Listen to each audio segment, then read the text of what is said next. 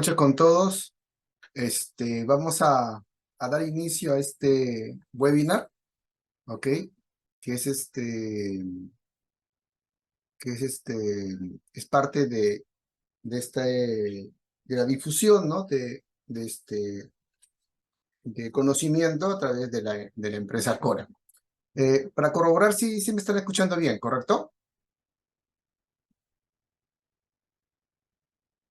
Sí, sí, se Sí, se escucha bien. escucha. Genial, genial, muy bien. Ok, entonces el día de hoy, mi nombre es Robinson Paredes y vamos a este webinar lo vamos a enfocar netamente al tema del diseño de tanque de cianuración, ¿ya? Y vamos a empezar con algunos conceptos generales, ¿ok? Y objetivos que persigue un diseño de tanque de cianuración, ¿ok? Para recuperación de metales preciosos. Y luego de eso nos vamos a ir a un ejercicio que tiene dos partes, ¿ok? O mejor dicho, dos formas de cómo podemos eh, diseñar o calcular las dimensiones de un tanque para lo que es cianuración, ¿ok? Entonces, de esa manera vamos a realizar la dinámica de este webinar, ¿ok? Entonces, vamos a empezar con el tema del diseño de tanques de cianuración.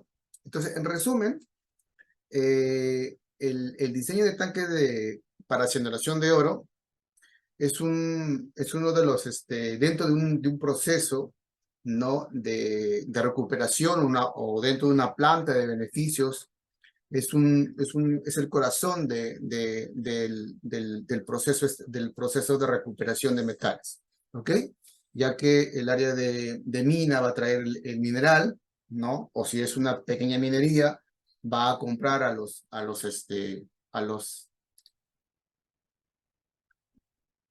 ¿ok? Sí, dime, Alexander, ¿cuál es tu consulta?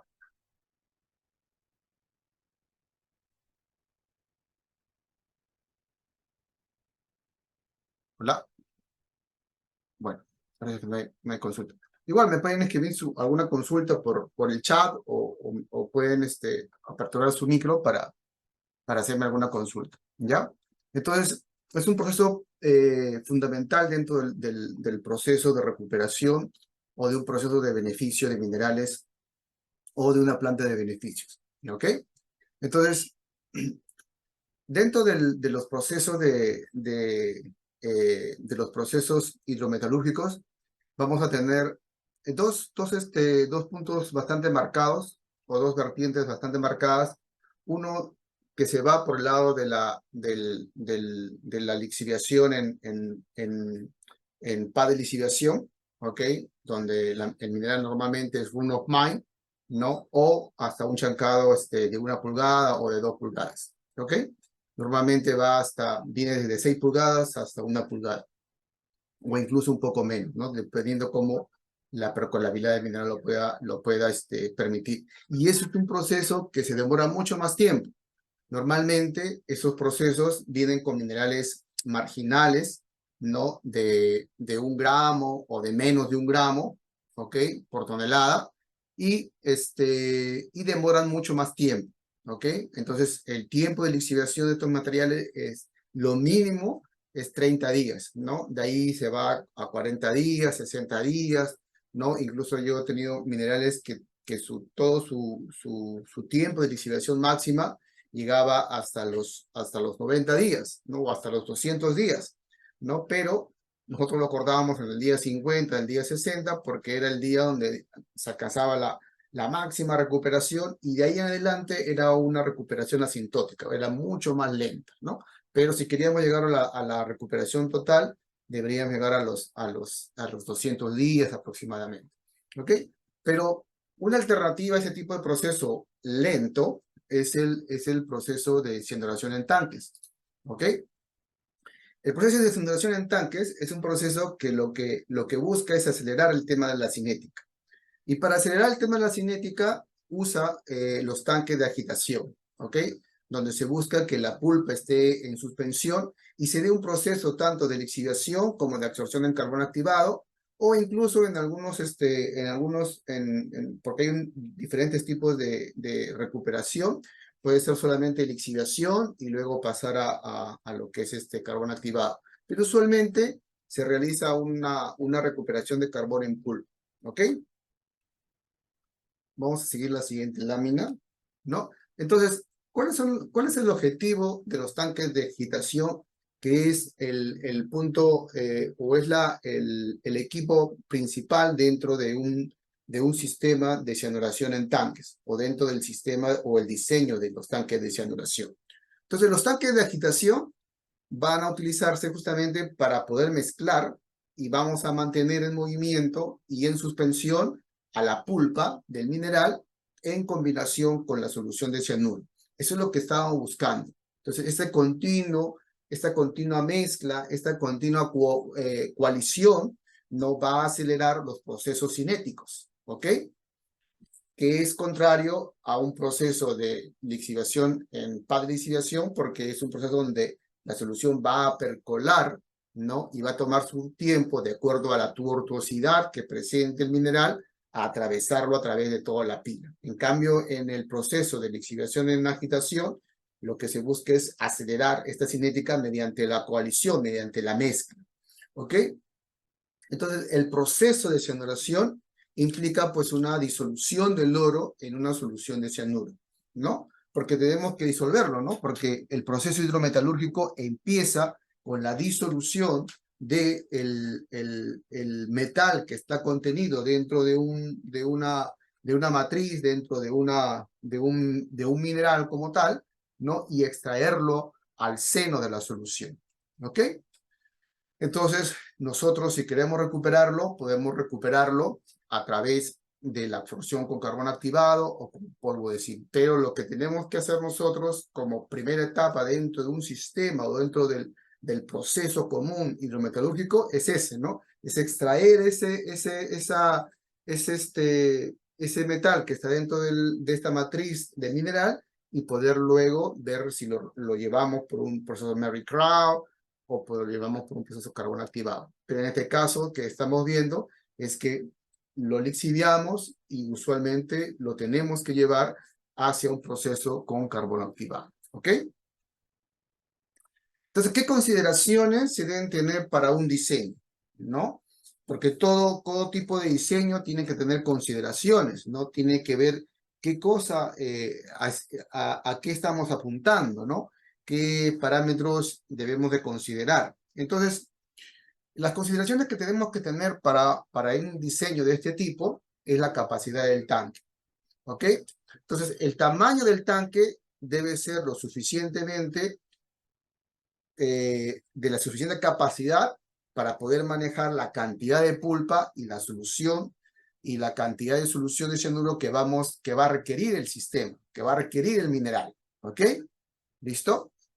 Luego tenemos que identificar y seleccionar qué tipo de agitador es el que tengo yo que utilizar. Pues cuando uno va y comienza a ver los diferentes tipos de agitadores que hay en el mercado o que hay para poder elegir, tenemos los de tipo paletas, los de tipo turbinas, los de tipo de hélices, y cada uno de estos tipos de agitadores tienen también sus peculiaridades, ¿ok? Número de paletas, ¿no? Hay algunos que tienen doble sistema de agitación. Entonces, todo esto se va a determinar tomando en consideración la viscosidad de la pulpa y cuál es la velocidad que tú has calculado que es la necesaria para poder mantener todo el sistema en suspensión, ¿ok? Eso es lo que tenemos que hacer. Otra consideración para el diseño es la velocidad de agitación, ¿ok? Entonces, la velocidad de agitación debe ser óptima para poder garantizar justamente que la mezcla sea homogénea y no debemos de irnos hacia una excesiva turbulencia. Obviamente que cuando uno diseña un tanque de agitación, pues tiene los álabes que de alguna manera comienzan a reducir esta turbulencia que puede provocar derrames, ¿ok? Pero, valgan verdades, también se necesita que haya que se determine de manera adecuada cuál es la velocidad que yo necesito, ¿ok? Lo otro es la distribución del cianuro. Cuando hablamos de distribución de cianuro, es que tenemos que entender que el cianuro debe ser distribuido de una manera que toda la pulpa tenga el cianuro. Y usualmente acá no hay mucho tema, porque cuando nosotros estamos en una planta de beneficio que utilizan tanques de cianuración, previa a esta planta, y tenemos que llevarlo a una molienda. Y es en la molienda donde nosotros comenzamos a agregar los reactivos, ¿no? Y de una u otra manera, el mismo molino, ¿no? Si es que no tuviera un tanque de oxigenación, ¿ok? En algunos casos, el tanque de oxigenación también es un tanque de mayor dimensiones, ¿no? Normalmente en las plantas que he podido trabajar, teníamos tanques principales de 20 pies, ¿no? De pies cúbicos, que servían como sistemas de oxigenación y de lixiviación, ¿no? Y luego venían tanques de menor envergadura, de 10 pies cúbicos, que servían como sistemas ya de decantación, ¿no? Para poder obtener la cantidad o absorber la mayor cantidad de oro en el carbón, ¿ok? Pero son formas de diseñar, ¿ok? Entonces, es así como aseguramos que la distribución del cianuro pues sea uniforme en todo el proceso de cianuración, ¿ok? Los parámetros que tenemos de considerar nosotros dentro de un diseño de tanque de cianuro es el tiempo de residencia, ¿no? ¿Cuál es el tiempo necesario para que la pulpa permanezca en el tanque para lograr una buena extracción de oro? Y usualmente también se puede recurrir a la experiencia, pero también se debe de realizar pruebas para determinar, a través de las pruebas en botella, determinar, oye, cuál es ese tiempo que se necesita, ¿no? Para poder nosotros tener una buena extracción, ¿no? Entonces, las pruebas metalúrgicas son importantes porque nos permiten corroborar o asentar el diseño de los equipos, ¿ok? Eso es un punto importante. Como les decía, a veces, más que todo cuando trabajamos con pequeña minería, ya tenemos establecido algunos parámetros, pero siempre se le debe de exigir al propietario del mineral realizar una prueba en botella, y una prueba en botella te va a dar bastante resultados, te va a dar consumos de reactivos, te va a dar la velocidad o los RPM, a la cual va, o cuántas veces está, o la velocidad con la cual está rotando esa botella, y también te va a servir para determinar también y corroborar también los RPM que necesarios.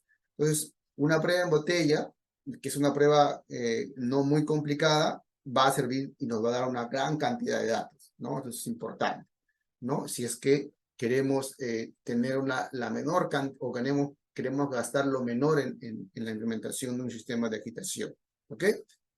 Eso lo digo porque dependiendo la envergadura de la empresa, no va a invertir en el tema de las pruebas previas hacia el diseño de una planta. Una pequeña minería pues trata de minimizar en lo máximo los costos, ¿no?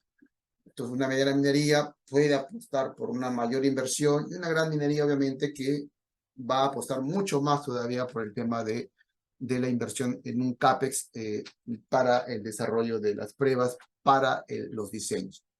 Otro punto importante es el dimensionamiento del agitador, ¿no? En el dimensionamiento del agitador tenemos que determinar el diámetro, la longitud, el número de paletas, ¿no? Que lo que busca es determinar o es lograr esta cantidad de RPMs, esta cantidad de agitación, esta cantidad o esta velocidad que se necesita para mantener todo el sistema en suspensión y pueda darse una buena coalición entre todas las partes que integran una pulpa, y pueda determinarse o darse una buena performance del sistema y una buena recuperación. ¿Ok? Y por último, la validación y la optimización. Y como les decía, ¿no? Las pruebas piloto son importantes para validar el diseño del tanque o del sistema, ¿ok? Y ajustar los parámetros experimentales y la eficiencia que podamos estar observando. También nos permite para poder modelar, ¿no? Poder hacer modelamiento matemático, ¿no?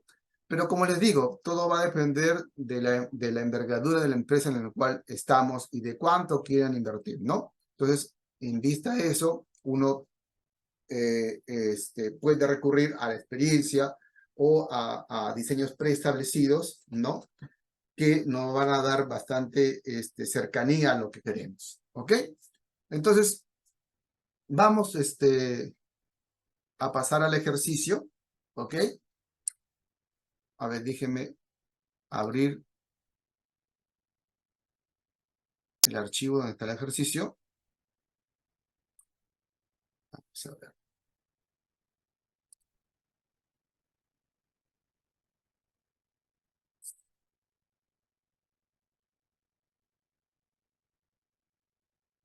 Ok.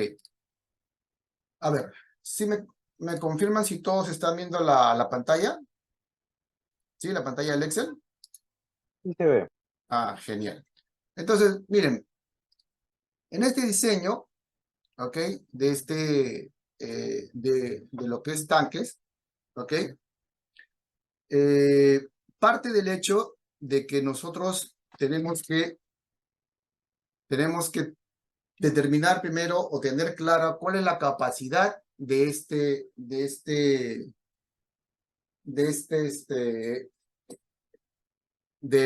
la planta, ¿ok? Entonces, acá, todas estas celdas que están marcadas con color ay, creo que no están. A ver, acá hay una consulta de Joel. Dice, ¿qué prueba nos permite estimar el tiempo de residencia? Una prueba en botella, prueba en agitador. A ver, eh, cuando queremos determinar los datos generales para ese tipo de diseño, una prueba en botella sería lo ideal, ¿no? Lo inicial. Pero si queremos determinar o ser más precisos en el tema de los parámetros que vamos a utilizar, podemos ir por un tanque experimental, ¿no? En laboratorio. Y lo otro, también podemos hacer lo que llamamos, por ejemplo, este, una prueba utilizando la gráfica de Freundlich, ¿no? Entonces, en la gráfica de Freundlich, tú vas a determinar en la parte de las X cuánta es la cantidad de oro que tienes en carbón, y en la gráfica de Y vas a tener la cantidad de oro en solución. Entonces, esto va a permitir también determinar la cantidad de etapas que tú puedas tener, ¿no? Entonces, es otra forma de hacer.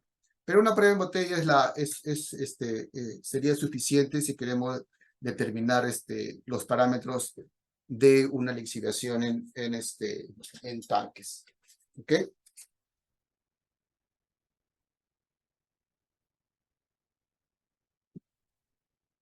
Ok.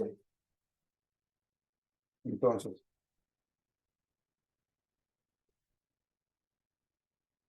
aquí, lo que tenemos acá es que siempre hay datos que son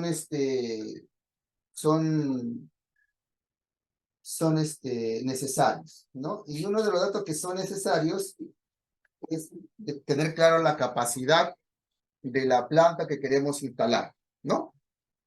Porque también podemos hacerlo de manera individual, ¿no? Pero siempre trabajamos con sistemas, ¿no? Entonces, una planta es de... Joel, ¿sí te quedó claro antes de seguir avanzando o necesitas más información?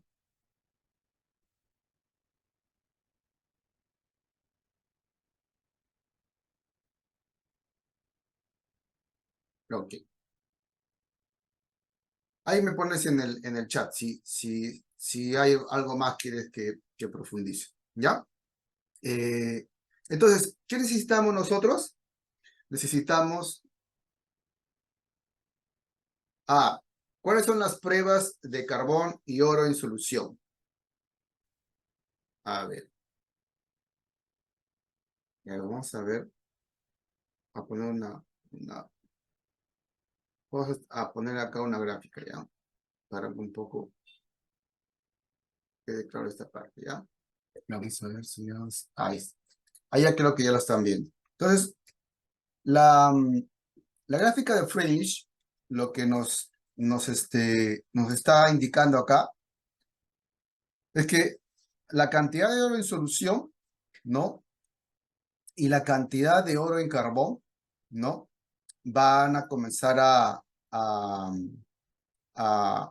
se va a comenzar de alguna manera, a cargar el oro en carbón.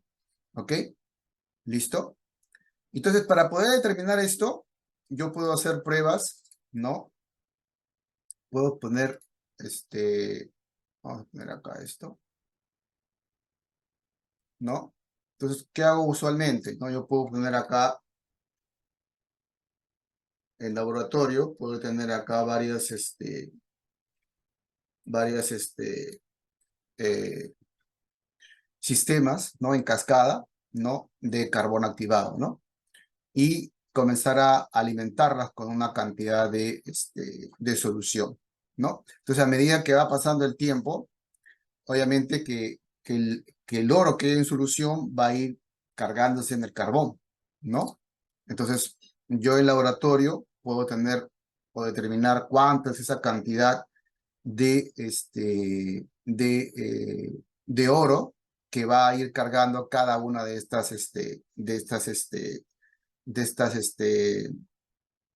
columnas, ¿no? Y determinar, obviamente que con fórmula yo puedo determinar cuál es el tiempo, ¿no? Que se carga este carbón, pero usualmente son medio kilo a un kilo de oro por tonelada de carbón que se puede cargar acá, ¿no? Entonces, este de acá, en realidad, la gráfica de Freundlich es una gráfica exponencial, ¿no? Y esta gráfica de Freundlich, ¿no? ¿No? Es un poco así, ¿no? Entonces, lo que te da la gráfica de Freundlich, ¿no? Al linealizarlo, es que yo puedo determinar, ¿no? Cuáles son las etapas, ¿no? Yo puedo determinar las etapas, ¿no?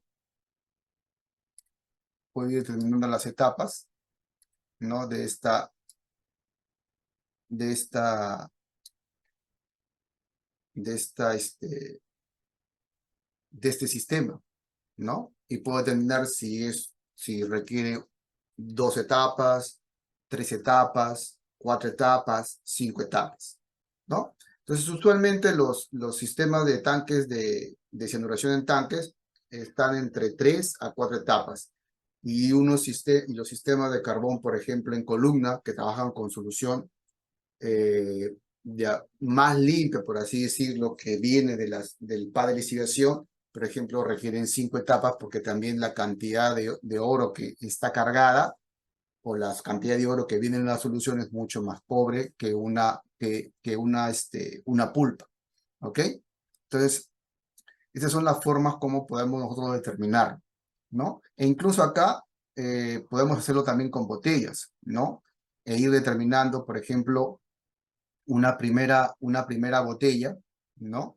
Determinar la cantidad de cuánto es el tiempo que se demora, por ejemplo, en absorber la mayor cantidad de oro, ¿no? Y luego comenzar a cortarlo por tiempos, ¿no? Entonces, en algunos casos, también lo que se suele hacer es lo siguiente, ¿no? A cada uno estas columnas lo hacemos de manera separada. Entonces, a este le damos 1 hora, a este le damos 2 horas, a este le damos 3 horas, ¿no? Y podemos determinar, por ejemplo, cuánto es la cantidad cómo se desarrolla la cinética en un tiempo determinado, ¿no? Porque usualmente en la cianuración en tanques, tú te demoras entre 72 horas a 92 horas el tema de la cianuración, ¿no? Entonces, tú también puedes determinarlo usando esta gráfica, las etapas, pero también a la vez determinar la cinética en función del tiempo, ¿no? A 1 hora, a 5 horas, a 6 horas, a 12 horas, pues lo puedes ir determinando de esa manera. Y usualmente se hace así, ¿no? Se va tomando muestras cada hora, ¿no?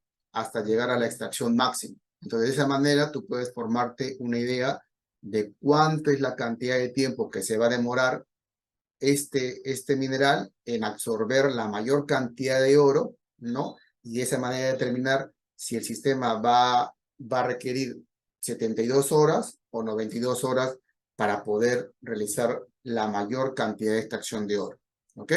Esas son las pruebas que podemos hacer nosotros, ¿ok?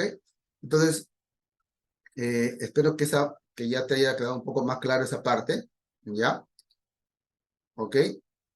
Y para no alargar mucho más del tiempo, vamos a ver la parte del diseño. Y justamente acá, en esta parte, ok, Joel. Justo en esta parte, tenemos acá, por ejemplo, el tiempo de oxigenación y el tiempo de cianuración. Y este tipo de cianuración sale de esta parte de acá. Y en muchos casos, este tiempo de oxigenación es un tiempo realmente de acondicionamiento, ¿ok? Donde lo que busca es que el sistema comience ya a darse el proceso de lixiviación con el carbón activado. Pero como les digo, los reactivos en una planta ya se vienen agregando desde la parte de la molienda. Entonces, desde allí ya se da un proceso por así decirlo, de oxigenación, porque si tú analizas bien un molino, es un pseudo reactor, ¿no? Que también requiere un tiempo, y dentro de este reactor, que es el molino, también se da un proceso de mezcla de condicionamiento. Por eso es que se utiliza el sistema de molienda para agregar los reactivos, ¿ok? Entonces, tenemos acá la capacidad de la planta, la gravedad específica del mineral, ¿no? El tamaño de partícula al cual se va a llegar molido este material, el tiempo de oxigenación y el tiempo de cianuración, ¿no? También podemos tener esta variable, ¿no? Que es una variable que determina que para poder hacer cálculos, que se le da, se asume que las partículas que han sido molidas son similares a esferas rígidas que están en suspensión, ¿no? Para darle un sentido a lo que estamos haciendo, ¿no? Y al momento de hacer los cálculos sean un poco más fáciles de realizarlos, ¿ok? La densidad de la pulpa es importante, ¿no? Para poder también ver el tema de la cantidad de material que tiene que mover el sistema propio para que entre en funcionamiento. Este factor de seguridad se le determina porque es un factor que nos permite dimensionar el tanque. ¿Y por qué tenemos que darle un factor de seguridad? Tenemos que darle un factor de seguridad porque cuando uno empieza la agitación de un tanque, el tanque comienza a subir el nivel. No es similar cuando tú tienes una licuadora, ¿no? Cuando tú enciendes la licuadora, tú vas a ver que el nivel sube, ¿no? ¿Ok? Entonces, esta subida que tiene de nivel es justamente este factor de seguridad que se le da para proteger. Pero para también evitar que haya una subida abrupta de la pulpa, están los álabes, ¿no? Que son como rompeolas. Ustedes también en la licuadora ven unas hendiduras que hay, ¿no? Esas hendiduras son los álabes de la licuadora. No están ahí por un tema de para que se vea mejor la licuadora, sino es un tema de diseño para que esta subida de la solución que hay en esa licuadora no sea abrupta, ¿no? Si no tuviera estos álabes, que son álabes internos, ¿no? Porque hacia adentro está la licuadora, posiblemente expulsara todo lo que tiene adentro, ¿ok? Entonces es similar acá en el tanque de agitación. ¿Ok? Entonces, con esos datos, con ese factor de seguridad, con el tema de la densidad de la pulpa, tú puedes calcular el porcentaje de sólidos. Para el porcentaje de sólidos utilizas esta fórmula, ¿no? Donde relaciona la gravedad específica y la densidad de la pulpa de la densidad de la pulpa de lo que queremos mover. ¿Ok? Entonces podemos calcular el porcentaje de sólidos, podemos calcular esta distribución, ¿no? Si yo ya tengo que la cantidad de sólidos que hay en esta pulpa es el 38%, obviamente la relación entre la cantidad de líquido y sólido solamente es un tema de diferencias, ¿no? Porque si yo quiero calcular la cantidad de líquido, yo tendré que determinar 100% es el todo y 38% es el sólido, entonces ahí tengo la cantidad de líquido. Entre la cantidad de sólido, entonces tendría esa dilución o esa relación entre el líquido y el sólido, ¿no? También puedo determinar la cantidad de pulpa, ¿no? ¿Cuánto es esa cantidad de pulpa que yo voy a mover? ¿No? Y acá lo puedo calcular porque ¿qué cosa tengo? Tengo la cantidad de sólidos y tengo la capacidad, ¿no? Puedo calcular el volumen de la solución, acá también lo tengo, la capacidad que yo tengo y la cantidad de pulpa que tengo, ¿ok? Este es el volumen de la solución. ¿Cuánto es eso? Tantos metros cúbicos por día, tanto por hora, ¿no? De la misma manera para hallar el volumen de la pulpa, ¿no? El volumen de la pulpa. ¿Ok? Entonces, con esos datos, ¿no? Y ya teniendo la cantidad o el volumen de la pulpa, ¿ok? Que son 0,98 metros cúbicos por hora, yo puedo determinar las dimensiones del tanque, ¿no? Si tengo un tanque, si voy a usar un tanque de oxigenación, yo puedo determinar, ¿no? Cuánto es ese tanque de oxigenación, ¿no? Si sé que son 8 horas que yo lo voy a estar agitando o va a estar funcionando y tengo esta cantidad de volumen de metros cúbicos por hora, entonces yo puedo determinar cuánto es ese volumen del tanque. ¿Ok? Acá le damos este volumen final porque obviamente tenemos que darle un factor de seguridad. ¿Ok? Y aparte de ello, le damos este factor de seguridad en el tema de las dimensiones para asegurar cualquier evento que pueda tener en el tema de las dimensiones. ¿Ok? Entonces, ahí determinamos que ese tanque, ¿no? Acá le damos las dimensiones, ¿no? Y usualmente los tanques siempre son largo por diámetro, siempre se mantiene, siempre son de la misma longitud. ¿Ok? ¿Listo? Y se determina que este tanque es un 2x2. ¿Ok? En pies es un 10. ¿No? Usualmente es la cantidad que usualmente siempre manejamos en operación. Ahora, ¿qué pasa si yo voy a diseñar los tanques de cianuración en tal? O sea, tengo una planta que tiene va a tener tanque de oxigenación y tanque de cianuración. Entonces, sigue el mismo principio, ¿no? Yo voy a saber que le voy a dar 72 horas, en este caso, pero le digo, hay algunos minerales que requieren más tiempo, 92 horas, pero acá hemos asumido que son 72 horas, ¿ok? Entonces tenemos esta cantidad de tiempo, tenemos esta cantidad de pulpa por hora y podemos determinar cuánta es la cantidad o la cantidad de pulpa que vamos a requerir, ¿no? Dándole el factor de seguridad, ya tenemos acá que son 88 metros cúbicos. Entonces, usualmente los tanques suelen ser usualmente les digo, ¿no? Son siempre cuatro unidades, ¿no? Muy poco, en tema de cianuración en tanques, la mayoría de veces siempre llega a 4 tanques, ya llegará hasta 5 tanques, pero usualmente está entre 4 a 3, ¿no? Entonces, pero para corroborar esto, nosotros podríamos usar esta tabla, ¿no? O esta gráfica de Freundlich, ¿no? Y determinar la cantidad de etapas que va a tener este sistema, ¿no? ¿ok? Entonces, si queremos corroborar. Pero acá hemos asumido que son 4 tanques los que vamos a necesitar. Si son 4 tanques los que vamos a necesitar, cada tanque va a tener 22 metros cúbicos, ¿ok? Y calculamos en función a ese volumen, calculamos cuánto va a ser el diámetro y cuánto va a ser la altura, sabiendo que ambos, diámetro y altura, son iguales.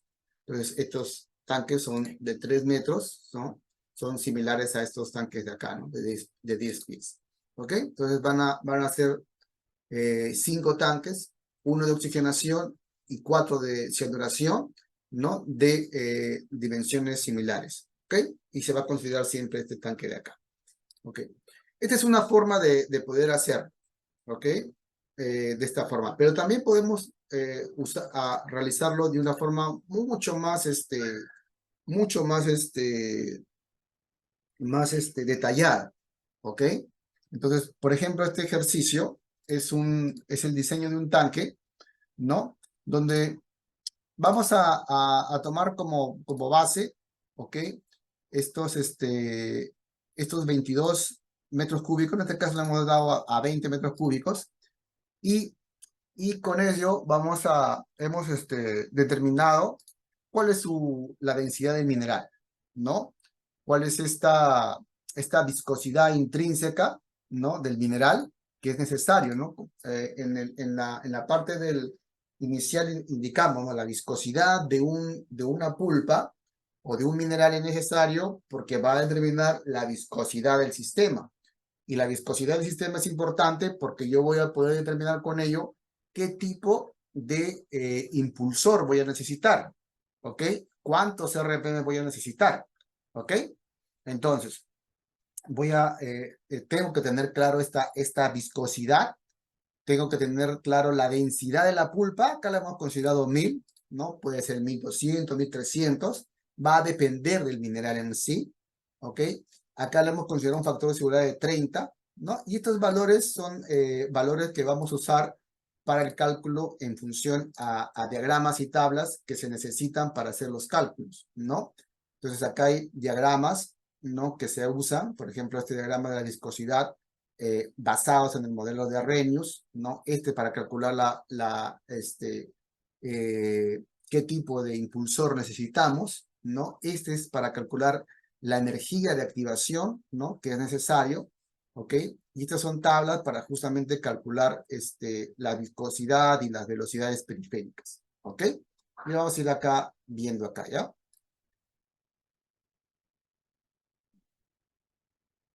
Ok. Ok. Ahorita vamos a ver la viscosidad. Y ahí se van a dar una idea. Esto es por ejemplo, este de acá, este ejercicio que estamos viendo actualmente, es un mineral, ¿ok? Acá está la tabla, acá, ¿no? Es un mineral, es una arsenopirita, ¿no? Es una arsenopirita, por ejemplo, ¿no? Entonces, cada tipo de mineral va a tener, sí, en realidad, cuando uno hace viscosidad en los minerales, son similares siempre, porque estamos hablando de mineral que se ha molido y se está combinando con solución, ¿ok? O sea, no estamos hablando de melazas, ¿no? Que son sistemas mucho más viscosos, ¿no? O por ejemplo, cuando vamos a una planta de cobre, ¿no? Donde usamos los solventes orgánicos, ¿no? Entonces, ahí, por ejemplo, los sistemas, como son sistemas, es un pseudo fluido, ¿no? Es donde no hay realmente una combinación o una pulpa, sino una emulsión, que cuando cesa la agitación hay una separación de fases. Entonces, ese sistema es mucho más viscoso.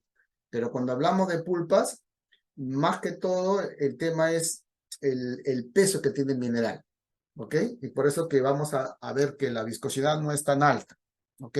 En función, por ejemplo, a los sistemas en lo que es solventes con cobre, ¿ya? Vamos a verlo acá para que ustedes se lo puedan ver, ¿ya?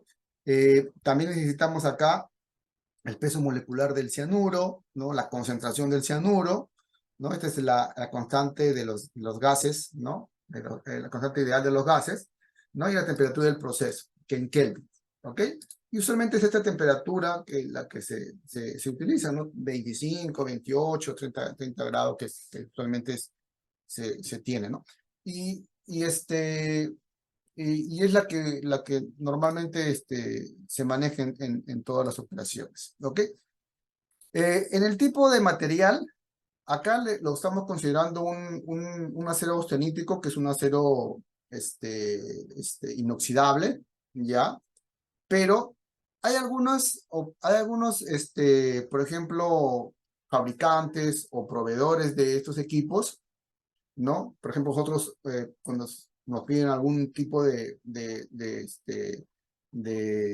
diseño de tanque y para poder fabricarlo siempre lo hacemos en inox porque tú también puedes hacerlo en fierro, ¿no? En acero normal y luego lo recubres epóxicamente, ¿no? Con una cobertura epóxica interior, ¿no? Pero el problema es que si esta cobertura epóxica de alguna u otra manera eh, se desgasta o no suele ser bien aplicada o hay alguna fisura del material epóxico, entonces en esa parte va a comenzar a degradar por atracción, va a comenzar a degradar.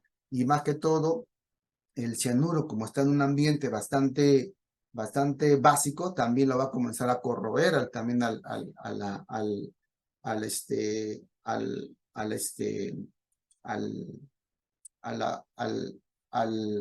al material del tanque, ¿no? ¿Ok? También porque es un sistema bastante básico, ¿no? Llegamos a 10.5, no 11 posiblemente, ¿no? Entonces, eh, pero más que todo la fricción va a comenzar a degradar y en muchos casos, no, incluso me ha pasado cuando estaba en mis inicios, en Chala que trabajaba, justamente se nos partió un tanque, ¿no? Porque obviamente tenía estas coberturas, pero de seguro por el tiempo, que era una planta un poco antigua, se había degradado y se nos partió el tanque, ¿no? Claro, obviamente no es problema del operador, pero son cosas que pasan, ¿no? Entonces, un acero de este tipo evita esos problemas, ¿ok? Acá te vamos a ver el tema de las turbinas. Entonces, para comenzar a hacer los cálculos, ¿no? Nosotros, por ejemplo, podemos determinar la cantidad de, de volumen que va a ocupar este material, ¿no? Y lo determinamos en función al volumen del tanque, ¿ok? Que vamos a diseñar, ¿ok? Con eso lo podemos calcular, ¿no? Tenemos acá el volumen total, ¿no? Tenemos acá el diámetro, ¿ok? El diámetro. Tenemos su altura, ¿no? Entonces, por ejemplo, acá en este tipo de tanques, acá lo que se ha hecho es a este tanque, ¿no? Darle un factor de seguridad no en todo el volumen, sino solamente en la altura, ¿no? ¿Y por qué ha hecho eso? Porque él quiere asegurarse de que nada del material se puede derramar en cualquier condición, ¿no? Usualmente este factor de seguridad varía entre 20 a 30%, ¿ok? Entonces, con esos datos yo puedo calcular las dimensiones del tanque, ¿no? Es un 10 por 13. Entonces, es un tanque de 3 metros de diámetro y 4 metros de alto, ¿ok? Acá están todas las ecuaciones que vamos a ir utilizando, ¿no?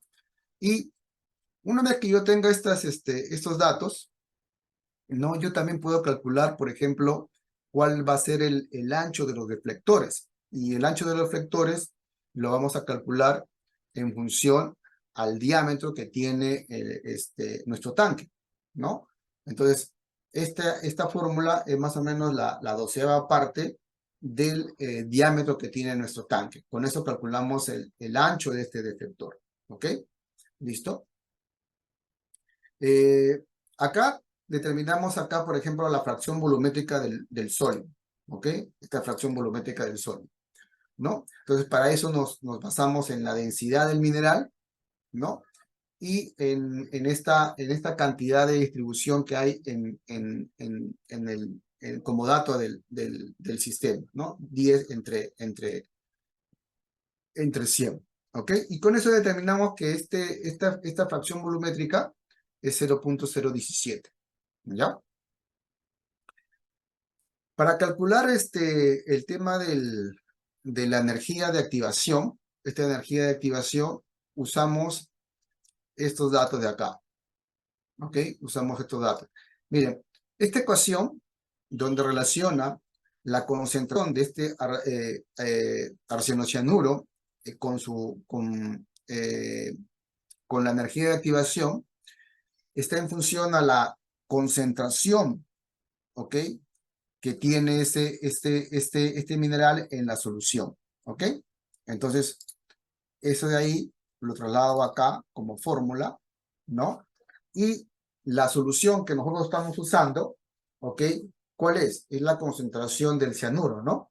Entonces, esta es la concentración del cianuro, ¿no? Que son en kilogramos por kilogramo, ¿ok? Y acá se calcula, ¿no? Acá está el cálculo de esta concentración, ¿ok? Entonces, en función a eso, se calcula la energía de activación, como se indica acá, ¿ok? ¿Listo? Una vez que yo tengo eso de ahí, yo puedo calcular, es la viscosidad de la solución de cianuro, ¿ok? Entonces, cuando yo calculo la viscosidad del sistema, ¿qué me dice? Para calcular la viscosidad del sistema, tú tienes que calcular la viscosidad del fluido y también debes tener claro cuál es esta viscosidad intrínseca y cuál es esta fracción volumétrica, ¿ok? Y la viscosidad del fluido. En este caso, esta viscosidad del fluido, ¿no? Se refiere a la viscosidad de la solución de cianuro, ¿ok? Entonces, esta viscosidad, ¿no? Que está acá, ¿no? Va a ser calculada, ¿ok? Acá está la formulita. Acá está, ¿no? ¿Qué se necesita para eso? Se necesita la concentración del cianuro, necesitamos la constante universal de los gases, ¿no? La temperatura del proceso o del sistema, la energía de activación, ¿no? Y estos dos valores A y B, ¿no? Si te das cuenta, estos valores A y B salen de la ecuación de Arrhenius, ¿ok? ¿Ok? ¿Te dan cuenta acá? Sale esta. Y estos son los datos que tenemos acá de la ecuación de Arrhenius. ¿Ok? Que relaciona la energía, la viscosidad con la concentración. Y como es una ecuación exponencial, por eso que tiene estos valores en la parte, el B está como exponente. ¿Ok? Si nosotros lo quisiéramos linealizar, ¿no? Aplicaríamos logaritmos en ambos lados, ¿no? Y podríamos linealizar esta ecuación, ¿no? Y obtendríamos todo en función de la concentración, ¿no? Donde la concentración sería el valor independiente de este sistema, ¿ok? Entonces, de esa manera calculamos esta viscosidad, ¿ok? Acá está, ¿no? Entonces, esta viscosidad sale de esta fórmula de acá, ¿no? Acá sale de esa fórmula de ahí. Una vez que yo tengo esa viscosidad del fluido, que es del cianuro, yo ya tengo el valor, el gamma, y también tengo la fracción, ¿no? Entonces acá, si te das cuenta, acá está, ¿no? Agarras la viscosidad del fluido, ¿no? Si te das cuenta es bajo. Agarras la fracción volumétrica y agarras acá esta viscosidad intrínseca del mineral. ¿Ok? ¿Listo? Y con eso obtengo esta viscosidad de todo el sistema, que es bastante bajo. ¿Ok? Luego, tengo voy a calcular el número de RPMs. ¿Ok? La fórmula que tenemos acá, ¿ok? Que es la de acá, es en en revoluciones por segundos. ¿Ok? Y relaciona, ¿ok? esta velocidad periférica, ¿ok? Con el diámetro, ¿no? Que está acá, ¿no? El diámetro el, eh, el diámetro de la, o el ancho de o el diámetro de acá del impulsor, ¿ok? ¿Listo? El diámetro del impulsor, ¿ok? Entonces, con eso determinamos la cantidad de RPMs, ¿ok? Entonces, estos datos que están acá, el diámetro del impulsor, el ancho de la placa plana, ¿no? Acá está el impulsor, ¿ok?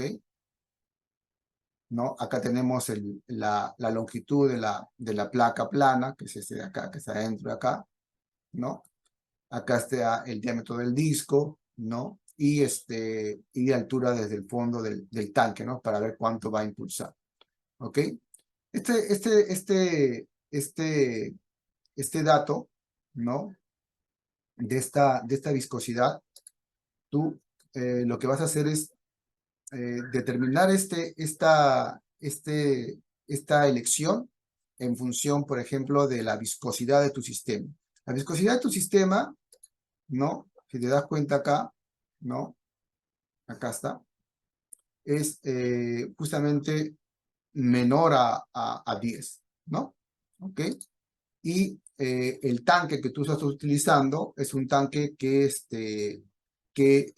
está en este rango, ¿no? Porque acá estás en 10 y acá estás en 100, ¿ok?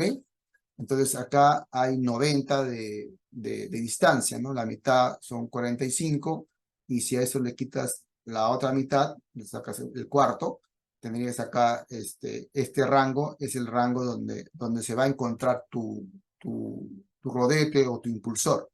Y este rango pertenece al rango de una turbina, ¿ok? Entonces, como les digo, los sistemas, para tener una mayor agitación y una mayor suspensión, se usa este tipo de impulsores de turbina, ¿no? Que son de 6 placas, ¿no? De esa manera se ha determinado. Y para ya los demás datos, ¿no? Yo uso estas fórmulas de acá, ¿no? Por ejemplo, el ancho de la placa plana se determina en función del diámetro total del tanque, ¿no? Y luego de eso, en la longitud de la placa plana está en función al diámetro de este impulsor, ¿no? El diámetro del disco, ¿no? La altura, ¿no? También en función del diámetro del impulsor, ¿no? Y el tema de la altura del fondo del tanque sí está en función al diámetro total, ¿no? Así lo podemos determinar. Acá se han movido las fórmulas. Vamos a sacar. Ahí está. Acá está esto. ¿Ok? ¿Listo? De esa manera lo podemos determinar. Una vez que yo tengo este valor, por ejemplo, BP, sale de acá, mira, ¿no? Entonces, este valor BP dice disoluciones de concentraciones fuertes, ¿no? Hasta 50%, ¿no? Entonces, o una dispersión líquido-sólido fácil que está entre 8 a 10, ¿no? Entonces, lo que más corresponde es esta de acá, ¿no? Una dispersión fácil, ¿no? De líquido sólido, ¿no? No tenemos concentraciones fuertes, ¿no? Porque si fueran concentraciones fuertes, la velocidad sería menor y podríamos estar eligiendo 5, ¿no? En este caso elegimos 8, ¿ok? Tenemos ese dato y podemos calcular las revoluciones por segundo y transformar a revoluciones por minuto, que serían 155 revoluciones por minuto. ¿Ok? Una vez que yo tengo eso, yo tengo que calcular la potencia del agitador. ¿Ok? La potencia del agitador. Entonces, para calcular la potencia del agitador, ¿no? Yo necesito tener claro este valor KT, ¿no? Este valor KT está acá, ¿no? Y está en función al tipo de turbina que yo voy a utilizar, ¿ok? Entonces, el tipo de turbina que yo voy a utilizar es una turbina de seis placas, ¿no? Y para ese tipo de turbina se requiere un KT, vamos a ver acá, un KT de casta, ¿no? De 5.75, ¿ok? Entonces, con ese KT, ¿no? Que es uno de los componentes que yo necesito, sabiendo las revoluciones, sabiendo el diámetro del impulsor y sabiendo la densidad, entonces yo puedo calcular la potencia del motor, ¿ok? ¿Listo? Entonces acá tengo la densidad de la pulpa, ¿no? Tengo acá los RPMs, ¿no? O los R por segundo, los revoluciones por segundo que me piden acá para esta fórmula y el KT, ¿no? Tengo los watts y lo puedo llevar a HPs, ¿no? Entonces se requiere ¿cuánto? 122 HPs. Pero como el sistema, como esta potencia solamente va a mover la pulpa, pero ustedes saben, es similar a un molino, ¿no? Un molino va a mover una parte interna, pero no solamente mueves la parte interna, ¿no? Mueves toda una infraestructura. En este caso tienes que, que vencer una inercia, ¿no? Vencer la propia inercia que tiene el motor. Entonces para eso se le da un 10% más, ¿no? Llegamos que el motor que necesitamos es de 134 ppm, ¿no? Obviamente que uno va al mercado, busca y ve si tiene este tipo de motor. A veces tenemos motores de 150 o de más caballaje, entonces uno tiene que adaptarse a eso, ¿no? Se adapta al tipo de equipo que hay en el mercado y con eso se va dando forma a la operación. Entonces acá tenemos acá la forma del tanque. Usualmente la forma del tanque siempre es ovalada en la parte inferior para evitar que en estas esquinas puedan asentarse algún tipo de material, ¿no? Y que no pueda estar en suspensión y podamos perder ahí alguna cantidad de material que no entra al proceso de lixiviación, ¿ok? Acá está la distribución de las placas deflectoras, ¿no? La distribución del impulsor y dentro de un tanque, ¿no? Y esta forma es como se puede determinar, ¿no? Esta es la parte L que estamos, la parte W, el ancho de esto. Este es la altura desde el fondo del tanque hacia el impulsor, ¿no? El diámetro del impulsor, ¿no? Y el diámetro entre las placas, ¿no? Entonces, de esta manera, tú puedes calcular hacer los cálculos de un sistema de agitación, ¿no? O de un tanque como tal, ¿no? Entonces, obviamente que eso de acá todavía puede, a veces se le integran algunos modelos matemáticos, ¿no? Donde ya se ve el tema donde ya en el modelo matemático ya usamos modelos cinéticos de primer orden que nos permiten ya modelar a través de las diferentes cuestiones químicas y de cinética propia de la solución, ¿no? Y de esta manera podemos tener, nos puede servir para poder nosotros también realizar estimaciones, ¿no? Para el diseño como también para la producción. ¿Ok? Entonces, ese sería todo por mi parte el día de hoy. No sé si